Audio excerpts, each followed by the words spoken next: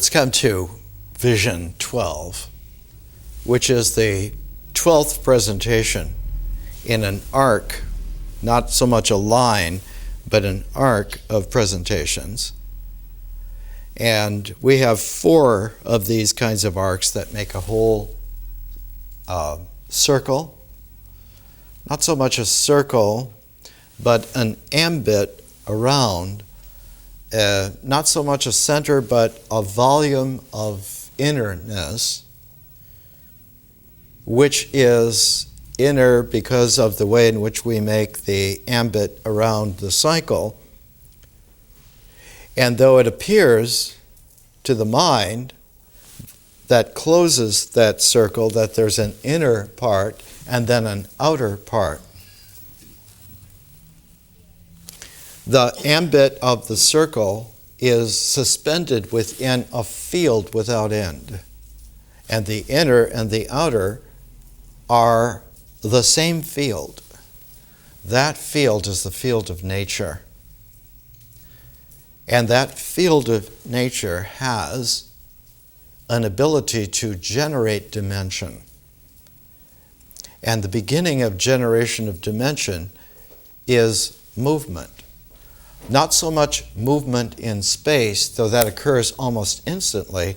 The first seed of movement, down below the nanoseconds, below the femtoseconds, below the attoseconds, in instantaneity, the first seed of movement that creates space is change. Change. And so change is an interface,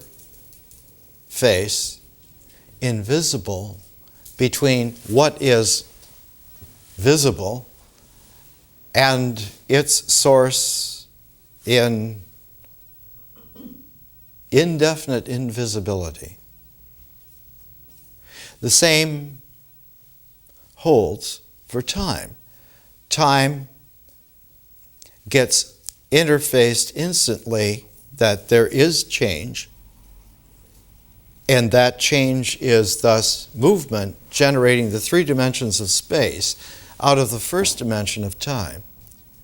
And as soon as you have a 4-dimensional time-space, it inverts itself into space-time. The space of movement becomes dominant to the temporality of change, though change is the source of it.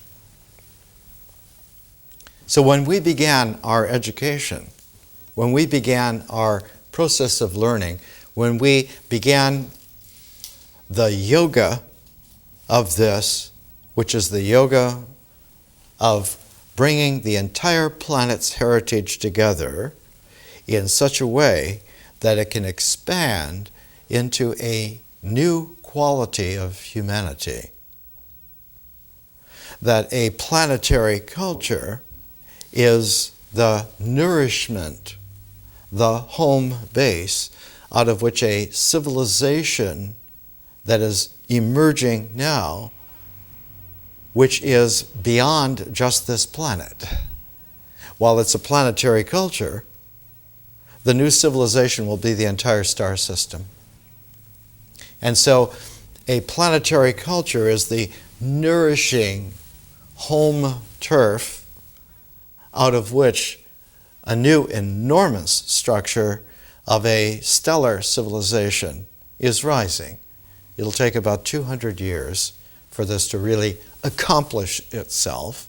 And in doing so, the expansion of our kind of being will slowly undergo a metamorphosis, not of becoming weird, but becoming more real in a larger, expanded version of ourselves.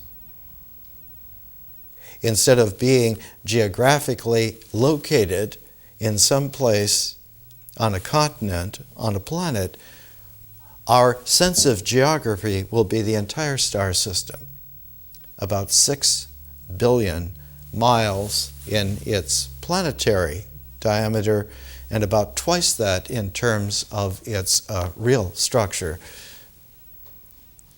The star system, in terms of its full extent, is about 1 light year across. So it's enormous. And our sense of being at home will be that enormity. Our grandchildren will never consider themselves earthlings. They will consider themselves human beings who are full of star wisdom. And for them, the frontier will be the interstellar reaches. And to them, visitors from other star systems will not be aliens, but they'll be friends and competitors.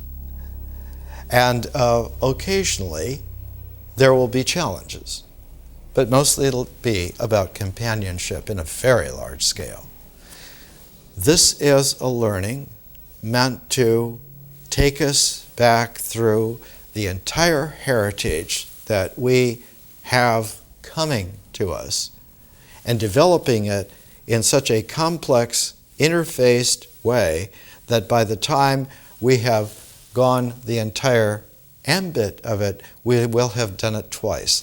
Once to bring it around in a natural way, and once pivoting so that it doesn't quite close and going back through it in a transformative way, so that we will have a beginning out of mysteriousness, a turn out of magicalness, and an in out of eternity.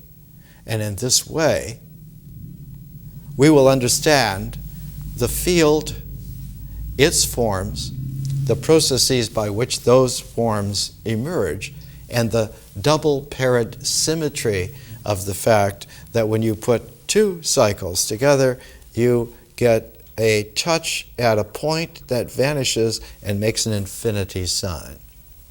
And one of the earliest images of wisdom on the planet was 2 very big eyes, like owl eyes.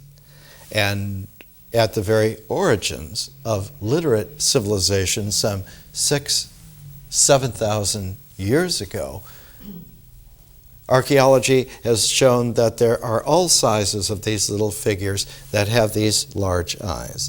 These are eyes that are able to see not just within, but penetratively within to the without, and through the without to the within, so that these are very large eyes, owl eyes of wisdom, that allow for one to see the complementarity, the interchange of it all.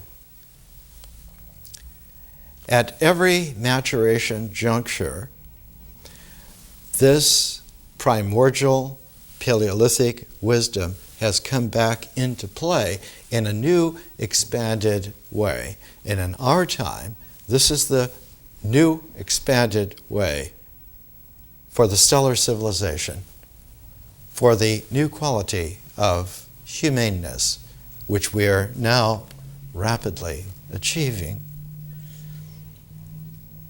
Our vision presentations are the first arc, the first curving phase of the second of those cycles, and it will be followed by 12 presentations on art.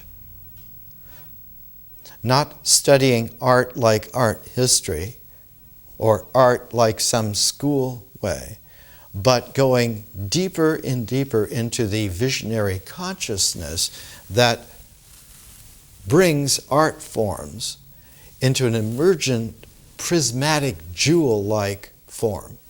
Instead of being forms like the forms of an integral nature, they are forms like the forms of a differential consciousness. And those forms of a differential consciousness are not static or pragmatic, they are prismatic. They reflect an entire rainbow, and that entire rainbow itself is able to extend its rainbowness into the invisible, both into the infrared and into the ultraviolet and finally into the invisibility beyond the electromagnetic spectrum, which is where one finds the deeper mysteries of our time. Dark matter, dark energy, the sources of gravity, the beginnings of the way in which vacuum nothingness, if condensed in some mysterious, magical way, produces for the first time a sense of polarity between what isn't and what is. And a condensed vacuum emerges the very first change that happens out of eternity. And that is, now you have not only a Tao, but you have a Te that pairs with it and tunes it. So that the Te will carry the tuning of that in itself. And the tuning of the Te will be yin and yang. Yin and yang are not there in Tao. It's just an endless flow, eternal. But in Te, it's polarized momentarily in appearance so that you have a this and a that. So at the end of each of our phases, each of the curves of 12 presentations, we have an interval. And that interval presentation allows us to separate the phases from one another without making a slash. The interval is like there is an interval in music. If you have sound without end, you do not hear a note. If you have intervals, not only do you have notes, but you have the ability then to have scales and to produce a music. A sound without end is indistinguishable from silence. As soon as you have intervaling, now you have sound and silence, and the spacing of them together gives you a realistic sense of pacing. So the intervals are not just a punctuation to separate the phases, but they give us the ability to finally get the pace of how our maturation occurs. The interval for the vision presentations is the greatest classic in Zen. And it comes from China from about 1400 years ago. And the best translation is by a man named Philip Yampolsky. It's called the Platform Sutra of the Sixth Patriarch. His name was Hui Ning, and next week the presentation will be on Hui Ning. This is a photograph taken in the 1930s of Hui Ning. This is not a statue of Hui Ning. It's not a sculpture of Hui Ning. It is Hui Ning, who was such a powerful yogi that he petrified his body into the consistency of anthracite coal, and is still there in the temple where he did this 1400 years ago. And this photo was taken by Joseph Campbell, his greatest rival, Joseph Needham. Now, Campbell went into mythology, but Joseph Needham went into science. And his great, huge work in about 20 volumes, Science and Civilization in China, published by Cambridge University Press, because he was the head of Keyes College in Cambridge. He was one of the world's greatest engineers, historians of science, marvelous man. He took this photograph himself in the 1930s in China. So you'll want to get yourself a copy of the Sutra of the Sixth Patriarch. There are many editions of it. This is available from Columbia paperbacks, Columbia University Press paperbacks. When we come to art, right away we're going to begin. As we do in each of the phases, we start with tunable pairs. Pairs of people, pairs of books, because we like to keep ourselves in the flow of tunability. And our entire maturation and learning is that tunability is capable of a very complex kind of a structuring. If you bring a pair of pairs together, they have the ability to form a square. They have the ability to form a cross. You can get coordinates or you can get a frame. But if you bring three pairs together, now you have an expanded structure, not a square, but a hexagon or a hexagram. And you begin now to have the kind of structure which is characteristic not of inorganic form, but of organic form. The honeycomb of bees is made out of hexagons, again and again. With triple pairs together in form, you can gather the honey. In triple pairs together, you can transform the way a beginning, a middle, and an end, a mythic line, a story line, a plot line, is transformed now not to a line, but to the free movement of the line. And instead of having a geometric straight line, beginning, middle, and the end, now you could have a line like a Matisse line, a beautiful curve.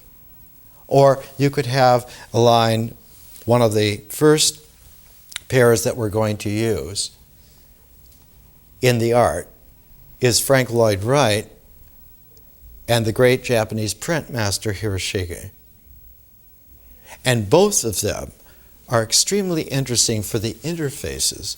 All of these pairs are carefully chosen to allow for indefinite expansion.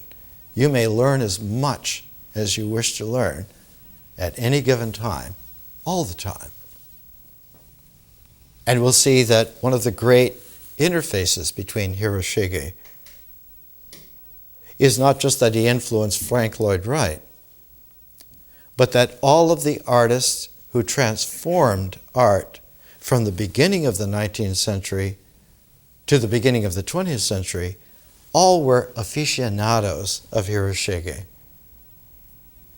If you look at old photos of Monet, you will see Hiroshige Prince.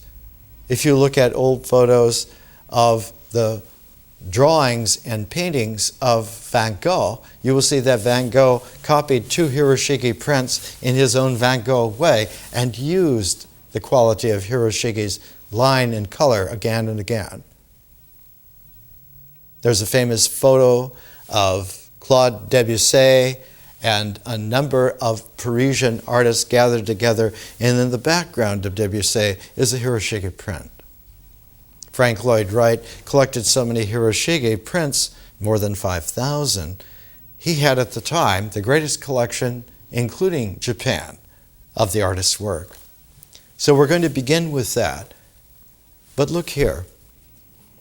We're ending today 4 presentations of a pair who 200 years ago tuned a special tone of revolutionary challenge to the entire heritage of the world, Schiller and Shelley. Friedrich Schiller in Germany, great friend of Goethe, the great interpreter of Kant into artistic, poetic terms, and Shelley, who was the greatest poet in terms of the use of the English language, whose use of the English language refined something that was almost impossible to consider it could be refined further. If you look at the English language in its origins go back about 1,500 years, and the very first time that there's any kind of work in English, Old English, is the Venerable Bede, writing in the late 600s, a history of the ecclesiastical church in England for some 600 years. And immediately following that, near his death in 735, is Beowulf, the national epic of England. That Old English maintained itself unchanged largely for 600 years. And the person who changed that language from Old English to what is called now Middle English, the genius of that was Geoffrey Chaucer. And that Middle English was changed to Renaissance English by William Shakespeare, more than anyone else.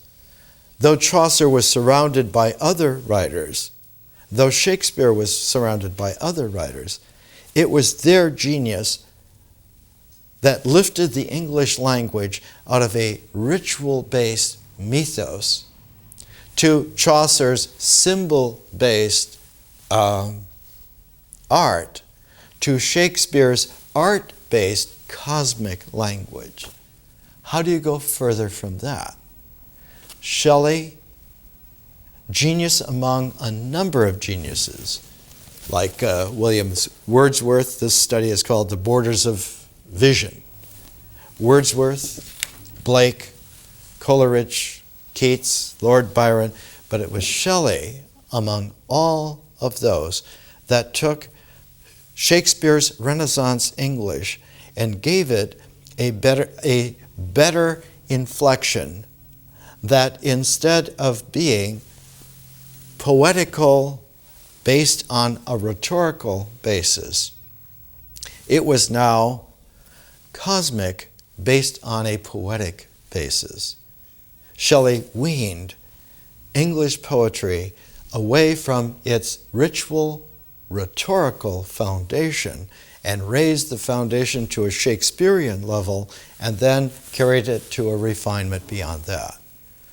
English as a language, ever after Shelley, was challenged constantly to try to reinvent itself in a kaleidoscopic array of possibilities.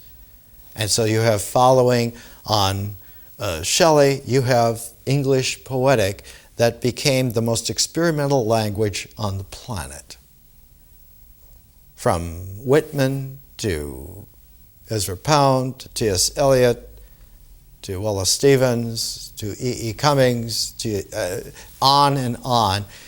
English poetry, more than any other language since ancient times, since ancient Greek, since ancient Sanskrit, became the experimental language of presenting not only a differential conscious process of expression prismatically through the artistic spirit of the person, the artist, but that would engender again a further expansion, the kaleidoscopic consciousness of history.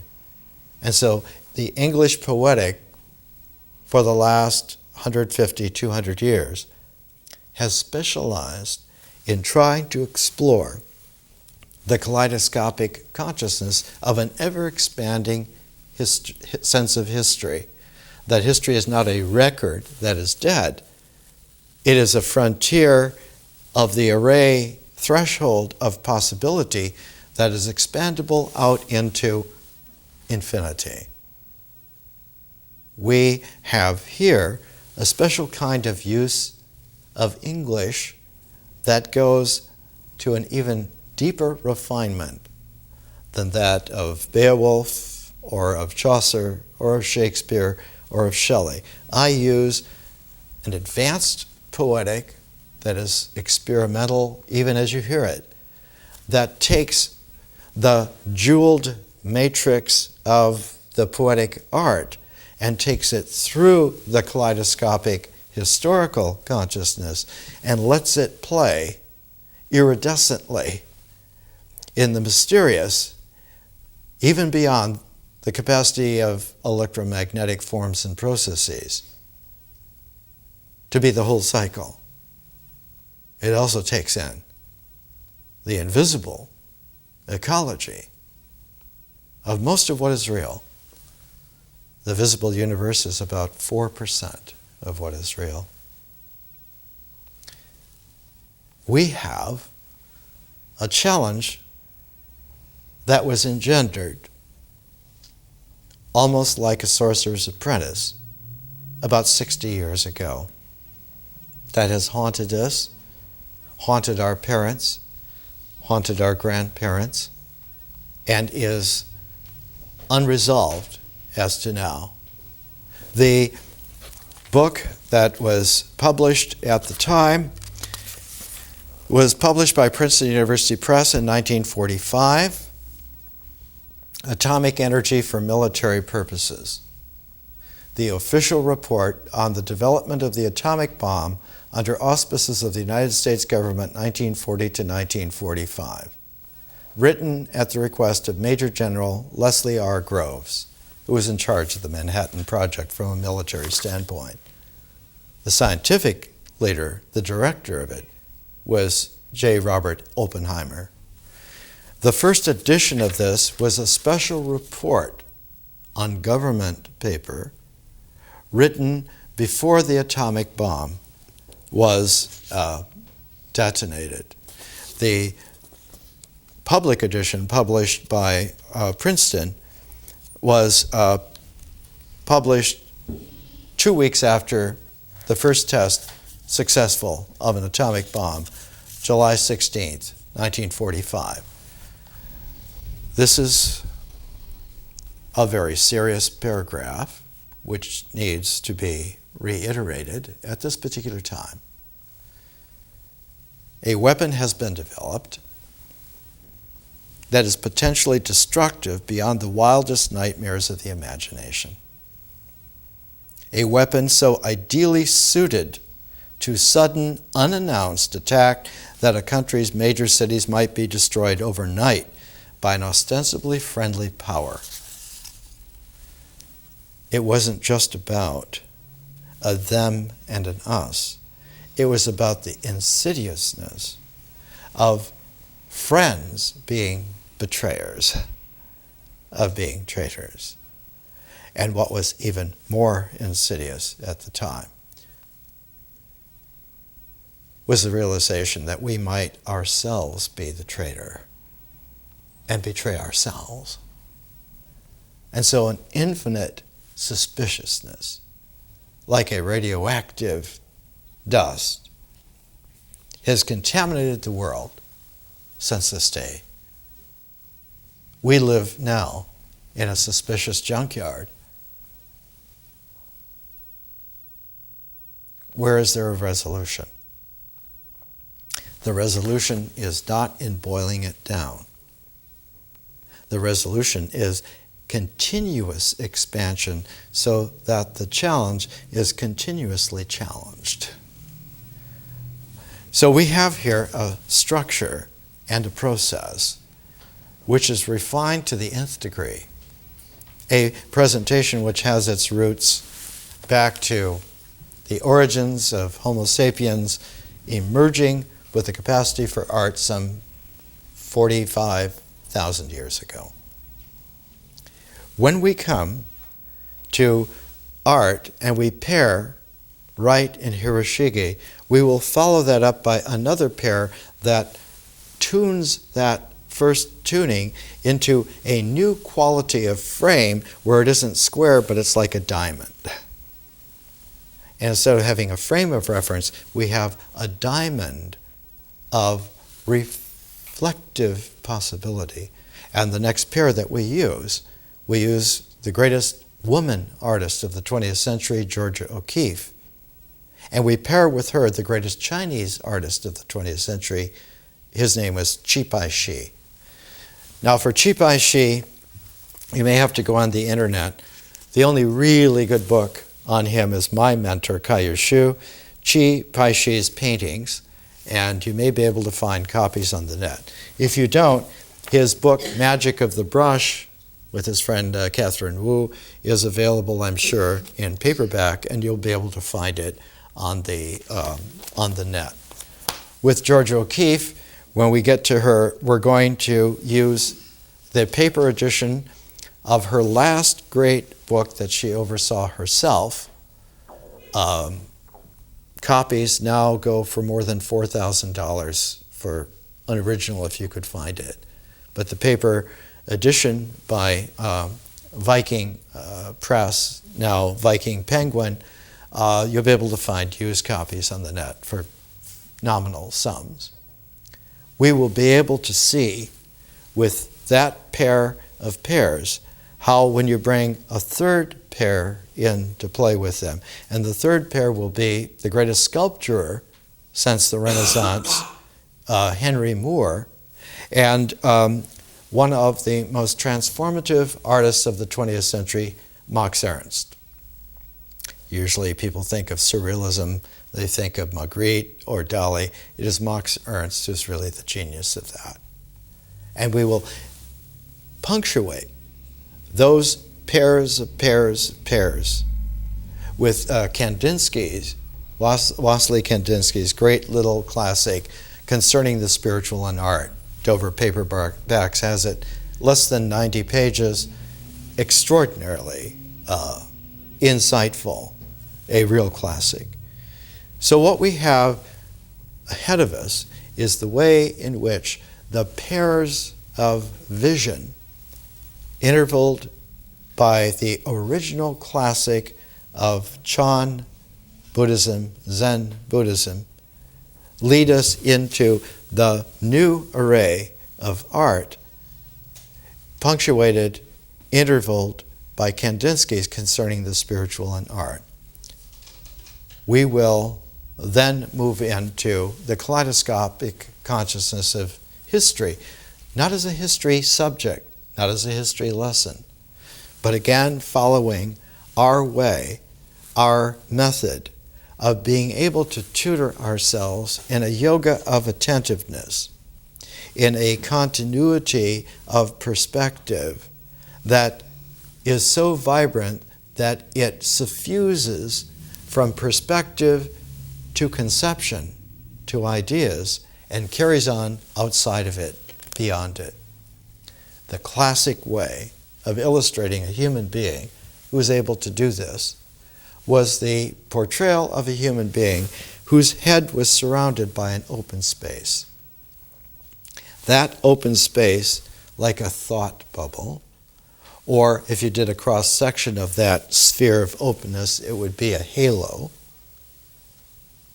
The very first time that that quality of spatiality around someone, around the head of someone, showing that they were beyond their mind, beyond the limitations of mentality, operating in a super-essential space that they carried with them and was expandable. The first time that we find figures like this is in 868 AD, the very first printed page in world history, a page of the illustrating the Diamond Sutra in China. Printing originated in China, and the very first thing they printed was, and I'll bring in a copy of it for you so you can see it. It's very large. It's not a little thing. It's huge. All of the figures in this print have halos, have thought bubbles, have conscious spaces around them. And they are all facing the viewer except for one. The only person facing away from the viewer is in a deep yogic posture of manifestation, also with a thought bubble.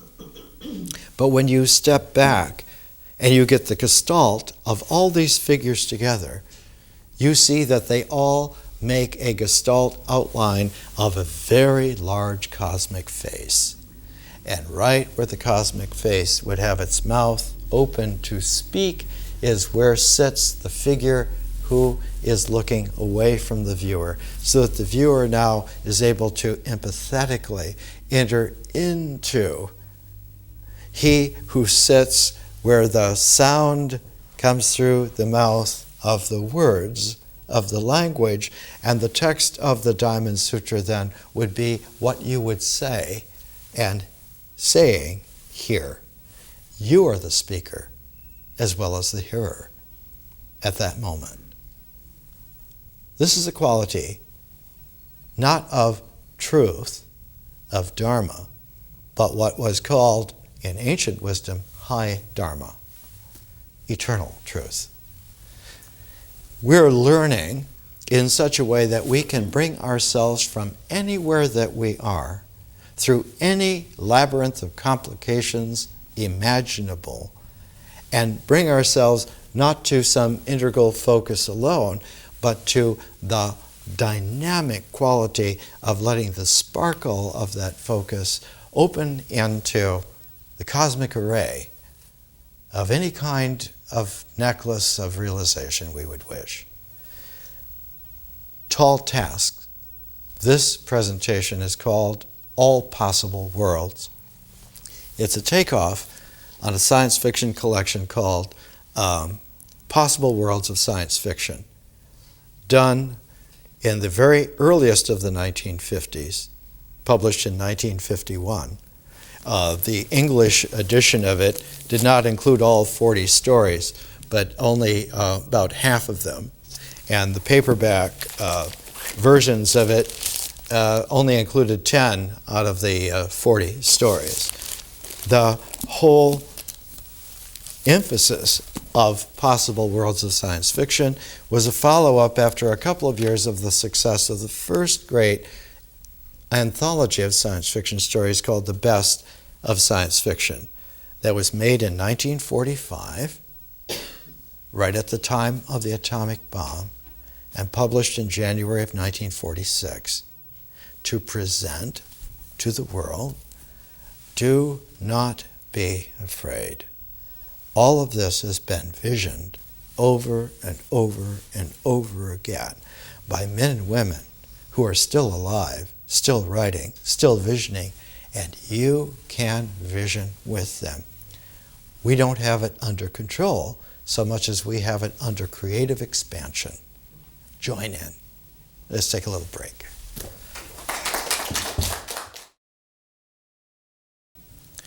Let's come back from our break and resume. Be aware that this is a yoga. A yoga is the science of attention.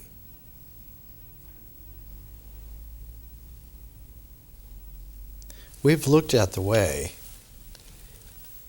in which the sourcing of a form will come out of a process, and that there are a pair of processes that characterize the integral cycle. The first process is actually a field. Nature is a field, and the forms that emerge from that field will have polarized traction in form because of the way in which an electrical charge, an electromagnetic spin, and several other characteristics give existential form its thusness, its quality of being there, which is not at all static, but is always vibrational. It's always iterative, though so many times per time unit that it occurs cursorially to just be there. But its there-ness is always spiced by a punctuating, continuous intervaling of the field, non-differentiated, not the field itself, for the field has no itself. So that the punctuation occurs in a pair of expressibles. One is that it's zero, and the other that it's infinite. So that for any existentiality of something, or of a process, or of a relationality between them, one can express that in terms of 0 and 1 as a binary. And thus you have a computer language. But there's another expressibility, and that is to punctuate not with zero, but to punctuate with infinity. In which case, what is punctuated is not the oneness of existentiality, but that the field of zeroness itself is punctuated by infinity. And thus you get consciousness rather than the field of nature. And the field of visionary consciousness, though it can be contiguous with the field of nature, its interplay with it is such that it literally can interplay with it. So that now whatever is existential that emerges from it has a transformational character all the time, in every iteration. And the zeroness, instead of being zero as empty, is zero as full. So that any aspect, form, or process added to the fullness will precipitate out a form, and thus subatomic particles literally emerge out of the fullness of vacuum energy. This quality is difficult to appreciate in terms of traditional learning, by subject, by prejudice, by assumptiveness, by presumptiveness, etc. One of the ways in which a psychology emerged in the third decade of the 20th century was the way in which a psychotherapy was matured, not only by Freud, but by Jung and several cognates like Adler and so forth. But in the interpretation of dreams of Freud, and especially in the psychological types of Carl Jung, one finds an interesting way in which the resourcing goes back to a classic matrix. For Freud, a Sophoclean; for Jung, a Schillerian, from Schiller. And in psychological types, subentitled The Psychology of Individuation, how one becomes one. Individuation. That the integral yields one's self. This is a flat surface shape that is only made viable by fictiveness. A really powerful yoga, like that of the historical Buddha, can resolve shape into its emptiness and form coextensively at the same time. There is no trace of oneself, yet the no trace is recognizable. And so one has a very interesting triple entendre in reality. Schiller and the type problem. The limitation of our conceptions and cognition, writes Jung, 1923. The limitation of our conceptions and cognition becomes nowhere so apparent as in psychological presentations, where it is almost impossible for us to trace any other picture than that whose main outlines are already marked out in our own psyche. To the extent that your psyche has pre-marked out in a disposition is all that you will be able to find. And at long last, having found it, you will referent it as being true. This itself is an illusion. Doubly, because not only is an illusion, the illusion is an illusion as well. It's easy to get into Alice in Wonderland. It's easy to go through the looking glass, but the looker who goes through the looking glass is not at all mirrorable. So that we have a very interesting situation.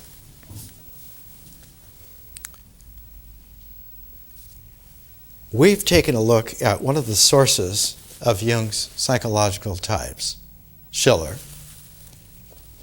and seen more than 100 pages of psychological types. 1923 is the first edition. Over 100 pages concern Schiller's theory of types.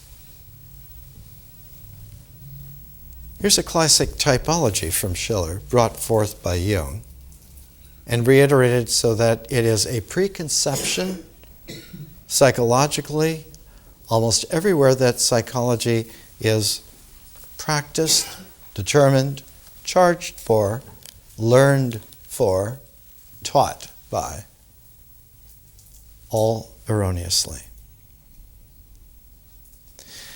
Introvert and extrovert.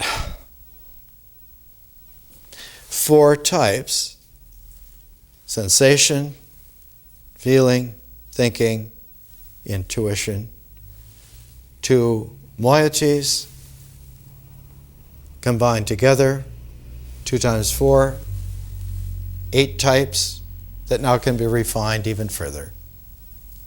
But that mandala of those 8 types, of that 2 moiety, if taken out of typology, which is an Enlightenment prejudice of the 1700s, of the 18th century, if taken out of that, instead of being types, one now has a phase, form,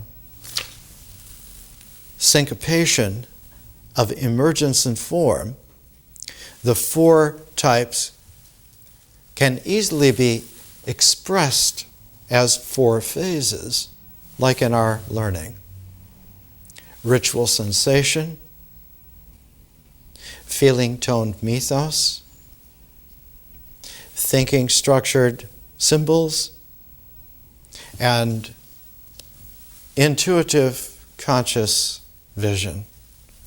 Now instead of having 4 types, one has 4 phases. And instead of having a moiety of introvert and extrovert, by recalibrating that to integral and differential, now one has a new quality of expressibility, a recalibration. What was not included before, assumed, and the assumption was magisterial. Nature was assumed and worked with intelligently without counting it. Intelligently, because nature cannot be counted as a phase, it is a Tao zero. But as a Tao zero, it is as full as it is as empty.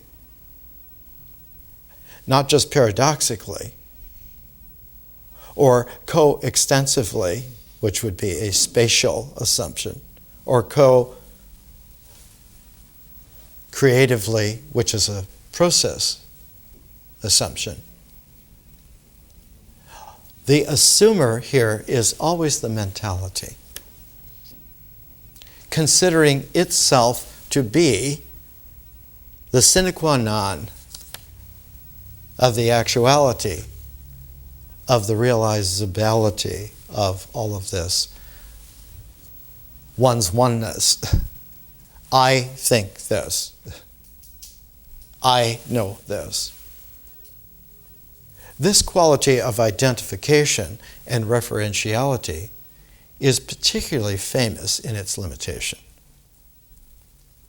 The sourcing of Jung's psychological types to Schiller goes to, as we have been looking at, one of the great geniuses of the world who dissolved the limitations of mentality enough to get an expansiveness of consideration that he called, instead of just reason, he called it pure reason. His name was Kant. And we talked about Kant the last 3 weeks as being a source of Schiller. And that Kant, because of being a real European yogi, the saying was, as you could tell what time of day it was by what Kant was doing all his life. He hardly ever left the city where he was raised and taught and died. He hardly ever changed any aspect of his daily routine, but kept a double discipline familiar to all high Dharma yogis. He kept spiraling in and he kept spiraling out at the same time. And the spiraling out became a sense increasingly that there is a dimension of transcendence to time-space that occurs in a very much real actuality. And that transcendence of dimension without is at the very same time, in the very same space of poignancy and immanence at the center within. And if one spirals to the immanence, one comes upon a present point so precise that it vanishes from existentiality and occurs as something real beyond our ability to existentialize it. At the very same time, the transcendent, instead of just being a further dimension of who knows what, becomes in fact the dimension of transformation of mind and of participation mystically as nature itself. So that the field of transcendence now becomes a mysterious natural field, and whatever occurs, whatever emerges vibrantly, iteratively out of that, will have that quality, will have that tone. This mountain now is a mysterious mountain. This thunderstorm is not just a thunderstorm, it is a romantically mysterious thunderstorm. The qualities there is that what occurs out of a mysterious nature appeals in such a way that our experience becomes more dimensional than 4.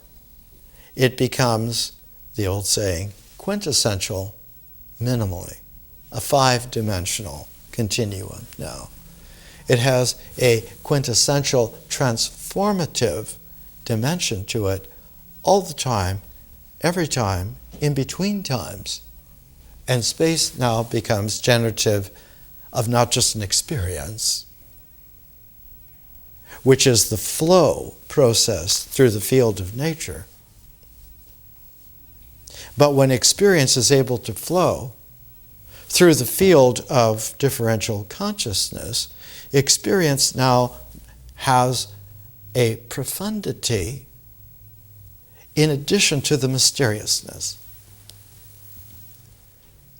One of the great savants at the beginning of the 20th century, Lucien Levy-Bruhl, who was a very good friend and encourager of Jung,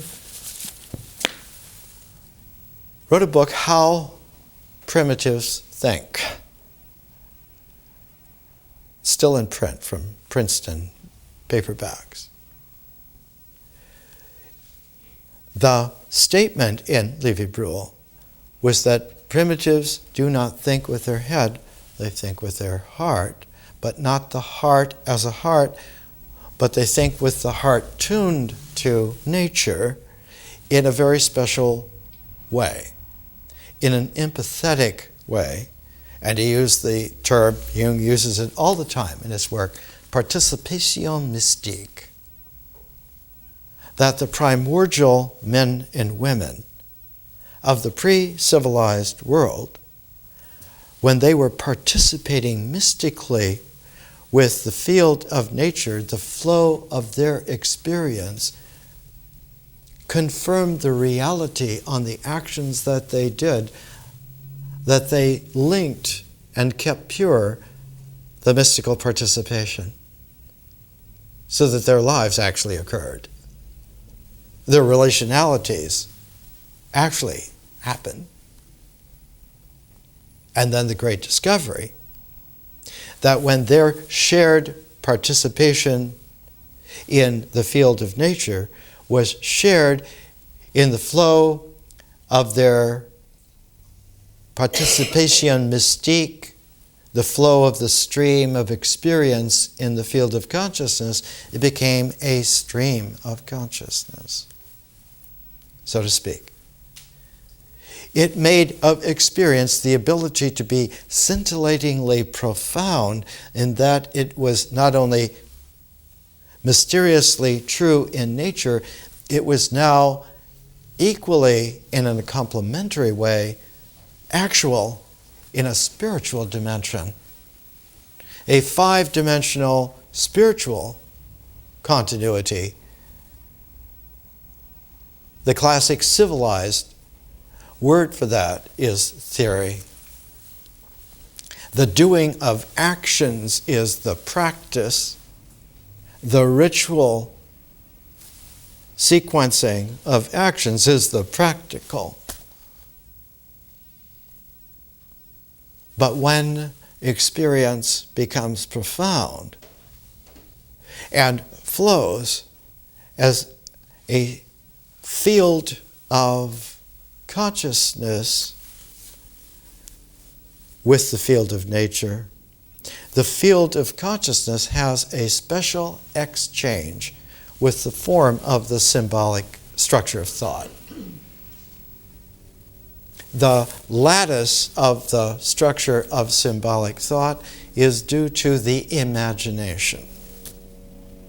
And within the net lattice of the imagination, the relationalities that are possible through that structure are given the quality in thought of images arranged into a symbolic structure called an idea, so that the lattice of the imagination produces a form for the idea to have its traction as a form and to be able to integrate the flow of experience through the field of nature into its imagery arranged in its ideas, and that is augmented in a huge way when the flow of experience now includes the flow through the field of consciousness. One now has the ability to have symbolic structures of thought where the ideas are not only integral in a natural way, but they are differential in a visionary way, and the ideas achieve a dimension they did not have before. They acquire the dimension of memory. Now, the imagery in its structure can be made memorable in a mnemonic structure of symbolic thought. And what was in the field of visionary consciousness, remembering the gerund, becomes a feature of the structure of thought, the memory. So that the imagination and the memory cinch together, and symbols and symbolic ideas are able to access both, and to give a further quality, instead of there just being a shape of understanding, to being a living form of understanding.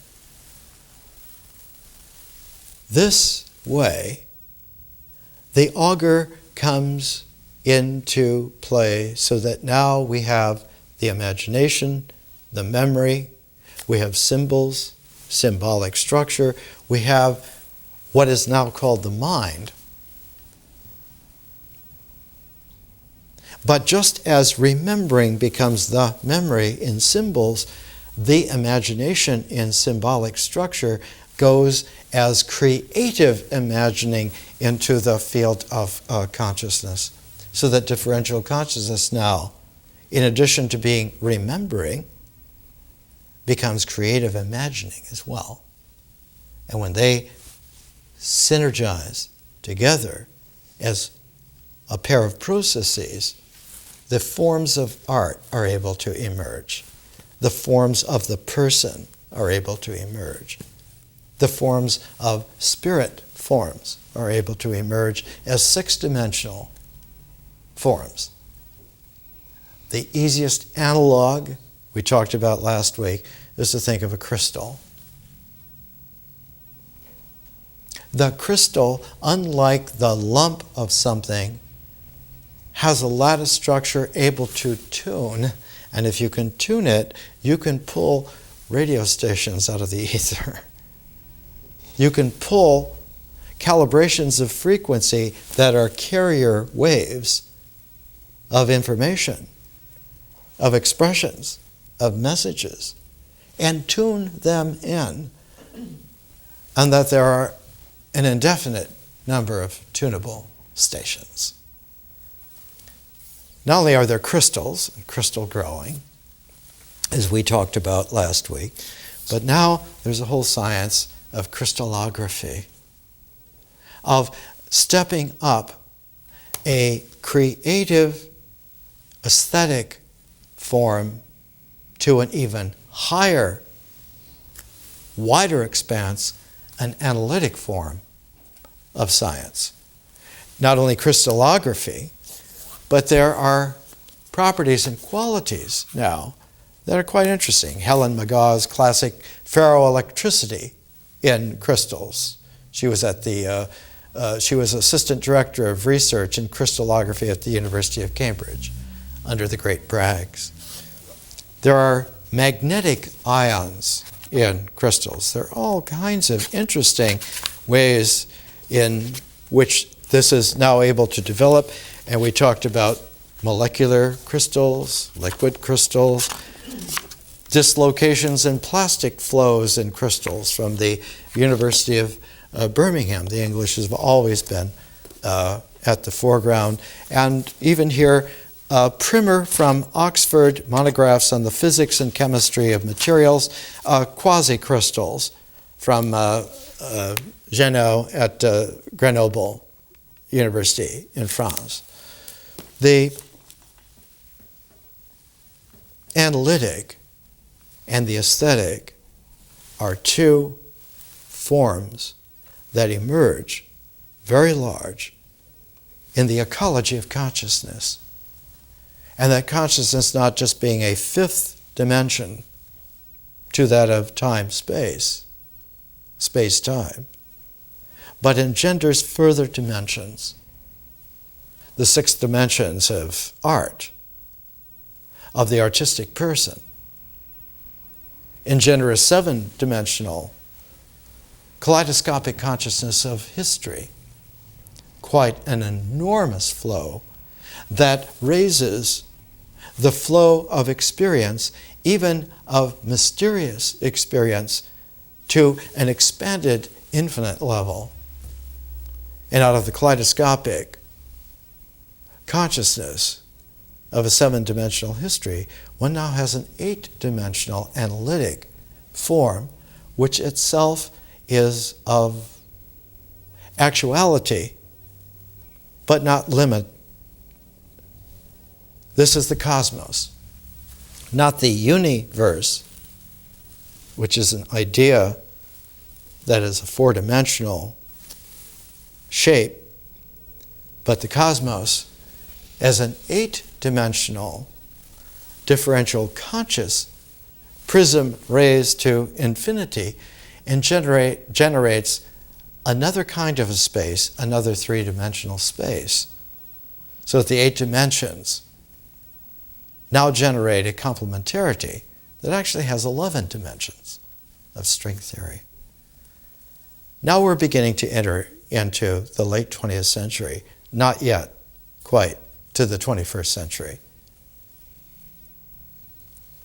We are unable to appreciate this unless we recapitulate attentively not the steps, but the phases by which this occurs, and infinity spreads its wings.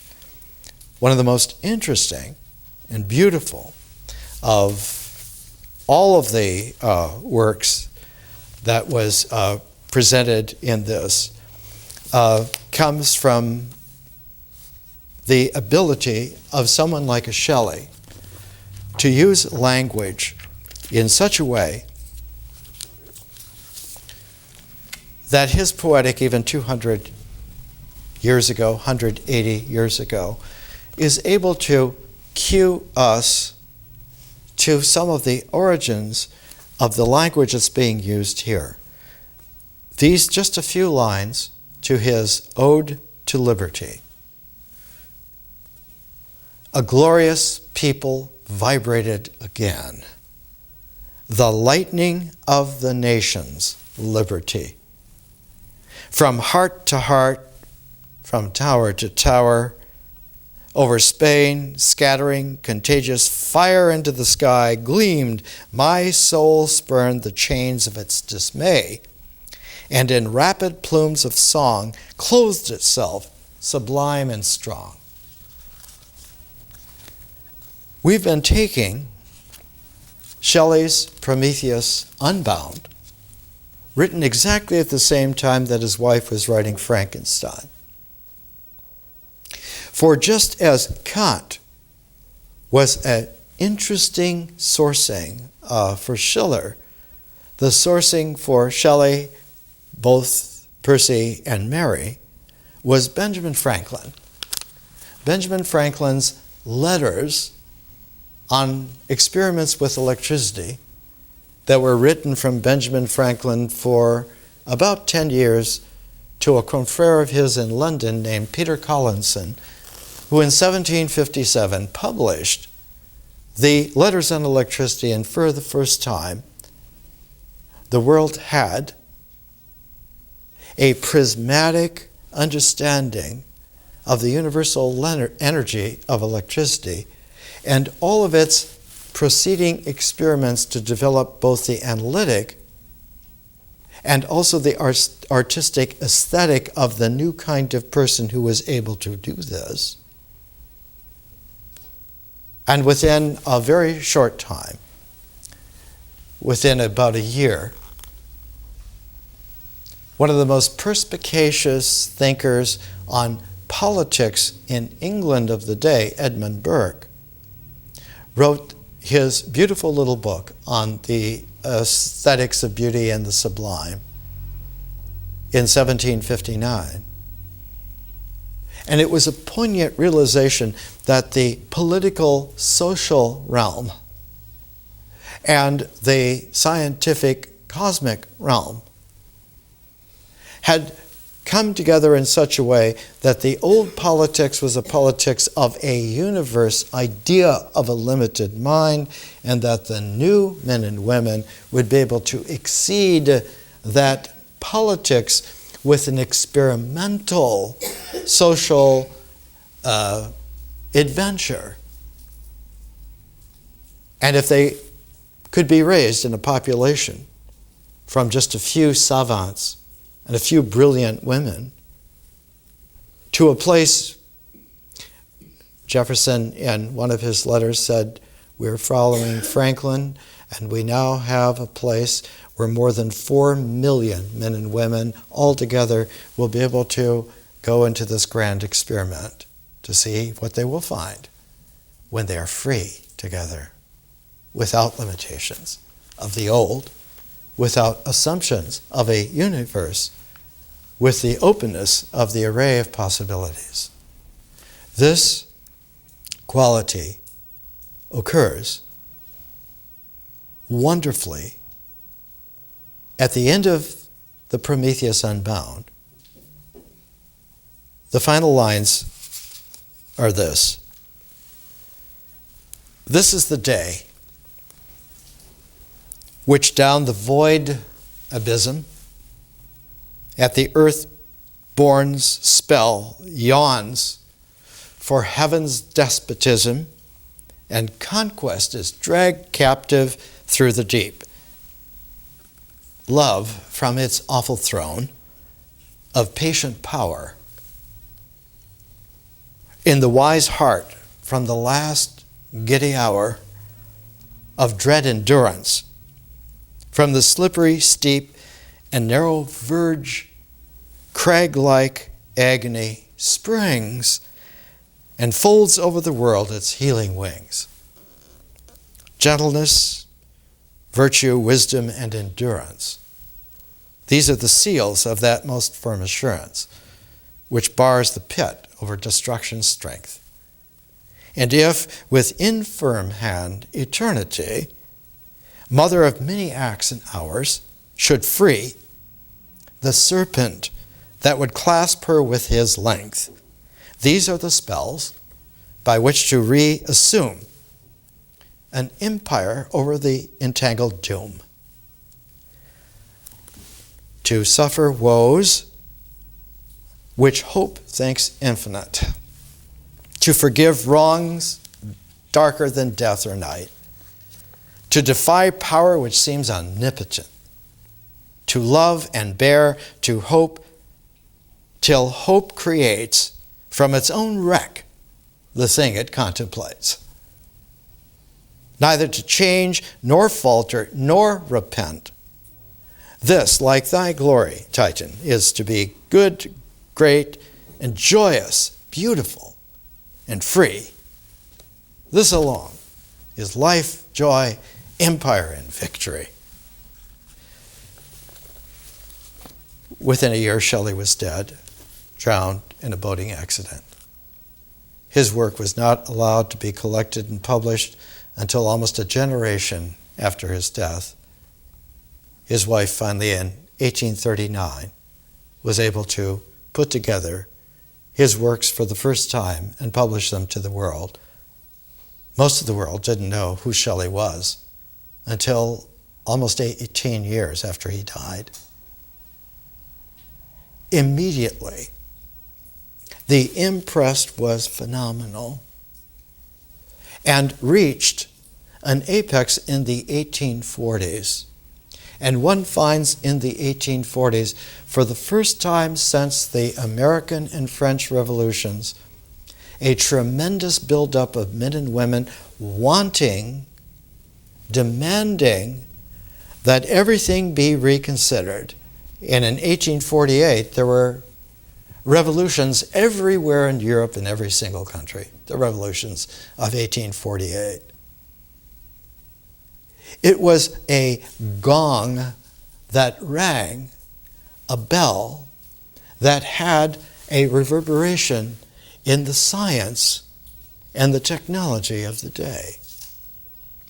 Because a man who was very little, he was hardly over 5'4", whose first job was to sweep out the laboratory of Sir Humphrey Davy's, little Michael Faraday, who so loved sharing with ordinary common people the discoveries of the sciences and experiments in electricity, finally put together on Friday night lectures the chemical history of a candle, in which for the first time electricity and magnetism were put together as electromagnetism, a single frequency vibration of the way in which power occurs via the mysterious quality of light in the universe. And exactly at that moment, one finds the revelation all over the world that there is more yet to be done than has been done in all of the millennia previously by human beings. Next week we'll take a look, in the interval, at Huineg, who brought together the ability of the historical Buddha to vanish the point of the ego into its openness, and the ability influenced by the Hellenistic Jewish realizations that came through the Apostle Thomas into India, that the interpenetration of them by 90 AD produced the first great classic in the Mahayana, the awakening of faith in the Mahayana by Ashvaghosha. Nowhere in classical Buddhism does anyone talk about faith or the Mahayana, but Ashvaghosha did, and was considered such a rare jewel that the greatest emperor-conqueror of the day, Kanishka, surrounded the city of Benares with his huge armies, demanding one thing, that they release the monk Ashvaghosha to him, not as a prisoner, so that he could take him back into Central Asia, into his great, vast Scythian Central Asia empire, which he did. And it spread the seed of the Mahayana from one person in India to become the predominant Buddhism of all of Central Asia, all the way to China and Japan, Korea, Indonesia, into Scythian, ancient Asian Persia, Parthia, into Afghanistan, the Bamiyan Valley. And the refinement of Ashvaghosha became fixed in a vanishing point called Huineg. There were 28 patriarchs of the Mahayana in India, and in China, the first of those patriarchs was Bodhidharma. The sixth patriarch was Huineg. There was never a seventh patriarch, because Huineg broadcast the high Dharma in such a way that anyone who ever got it would be the seventh patriarch, billions and billions of them, next week.